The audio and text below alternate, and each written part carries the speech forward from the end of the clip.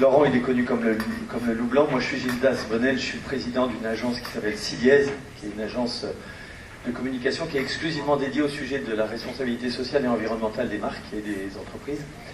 Et je suis le patron de la commission RSE de la ACC, si vous avez des questions spécifiques, avant le flamenco. Et on s'est dit avec Laurent qu'on allait vous parler ici de l'initiative que porte TF1 Publicité, que j'ai la chance d'accompagner depuis 6 mois. Donc on va essayer de faire en 8 minutes le résumé de 8 mois de travail. Juste pour vous redonner le contexte de ce qui se passe quand même dans la filière, on a eu une interpellation de la Convention citoyenne pour le climat qui a été, j'allais dire violente, pas violente, mais dure, puisqu'il y a eu 10 propositions qui adressaient de façon radicale le sujet de la publicité et du lien entre publicité et consommation.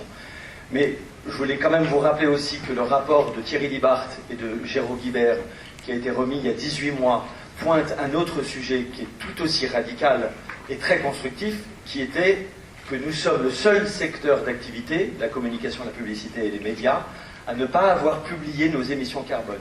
C'est-à-dire que nous sommes les seuls à ne pas avoir regardé l'accord de Paris comme étant une obligation, et aujourd'hui on s'y colle. Voilà.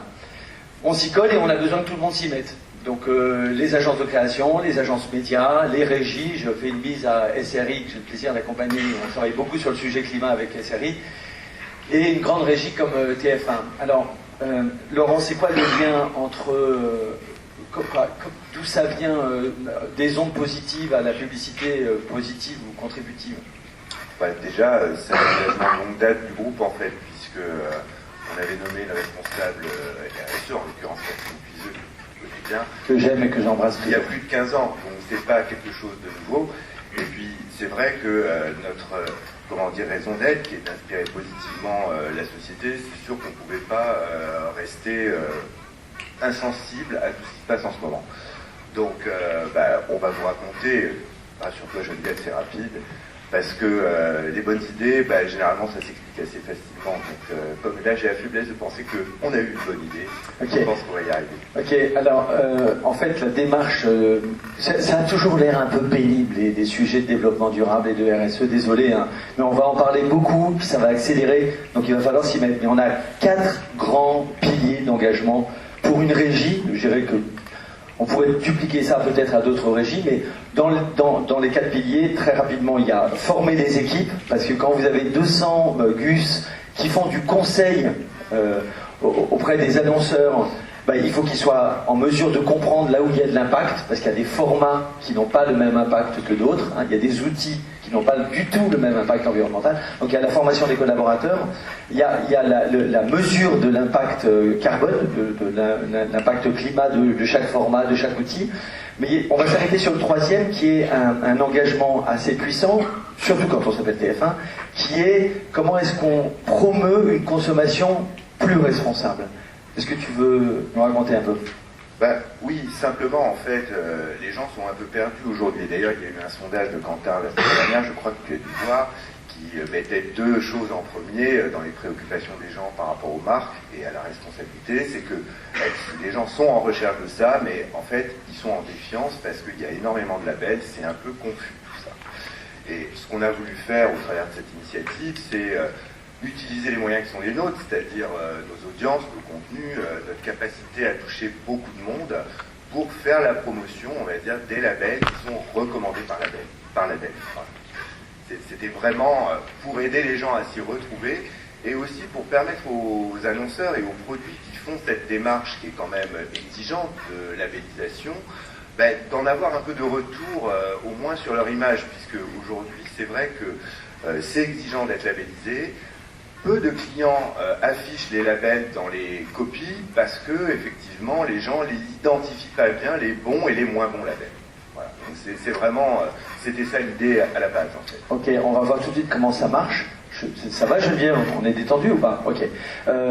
C'est vrai qu'on répondait là à une injonction.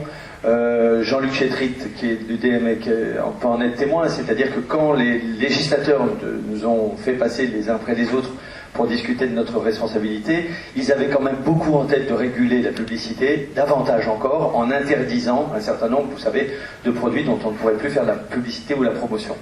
Moi, je trouve pas ça une idée complètement aberrante, mais je suis peut-être le plus gauchiste de la bande.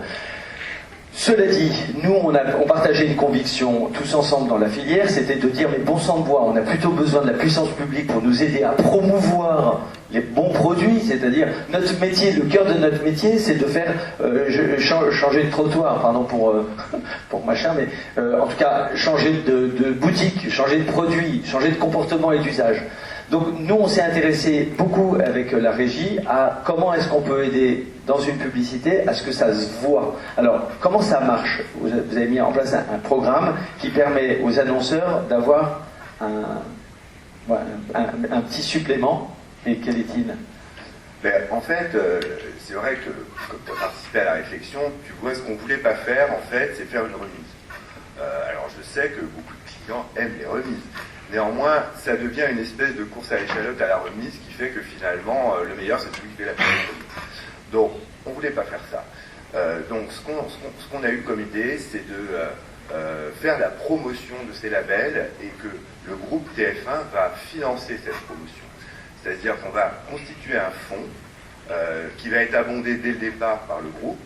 Et ensuite, chaque campagne d'un client qui présentera un label recommandé par l'ADEME, il y a 4 catégories que je vais énumérer, et ben, ça déclenchera un abondement supplémentaire de notre part. Donc en fait, le client, il a juste à afficher son label sur son produit, et paf, un pourcentage de son investissement, on va le calculer, et nous abonderons en proportion dans le fonds. Donc l'idée finalement, c'est d'arriver, si tout va bien, à faire 4 copies dans l'année, puisqu'il y a 4 grandes catégories de labels, et de les soutenir sur les antennes et sur les sites internet du groupe. Donc, je citais 4 catégories. Vas-y. Je lis mon papier parce que je ne veux pas me tromper. Et bien dans le micro, Laurent. Oui. J'ai lu mon papier, je ne veux pas me tromper. Donc, il y a bien sûr les labels environnementaux recommandés par l'ADEME. Il y a l'étiquette énergie, bien sûr. L'indice de réparabilité, qui est une chose un peu nouvelle, puisqu'elle date du début de cette année. Et l'affichage environnemental. Donc, ces 4 catégories-là, à partir du moment où vous aurez des produits labellisés, vous afficherez ces labels dans la copie, ça déclenchera de notre part un abondement supplémentaire pour soutenir ces campagnes qui vont aider les citoyens en fait à identifier quels sont les bons labels. Donc on a bien, j'espère que vous avez pigé l'idée. L'idée c'est, on vous fait pas une remise supplémentaire, c'est pas la question. On n'est pas là pour déprécier l'écran publicitaire et faire baisser la valeur de l'écran. En revanche, on sait que les annonceurs, les industriels, quand Henkel fait le chat éco-efficacité, c'est une formule qui coûte plus cher. Ce sont des moyens de mise en œuvre, de processus de labellisation qui sont des très gros investissements. Parfois, il y a des changements de chaîne de production. Ça y est déjà? Ok. Tu veux dire un petit mot pour conclure, Laurent? Non, moi je veux pas me faire jeter de la scène par Geneviève. Non, c'est désagréable. On va juste couper du miel. Voilà. Non, mais je pense que voilà, nous on était vraiment très contents d'avoir trouvé cette idée. On espère que vous allez beaucoup être nombreux à afficher vos labels pour qu'on puisse faire des grosses campagnes et contribuer ainsi à ce que les gens puissent à la fois acheter des produits mieux pour l'environnement, mais également pour les annonceurs qui auront fait cet effort, ce sera une occasion de réafficher leur logo dans ces copies, puisque ce sera grâce à leur affichage qu'on aura réabondé le fonds. Voilà.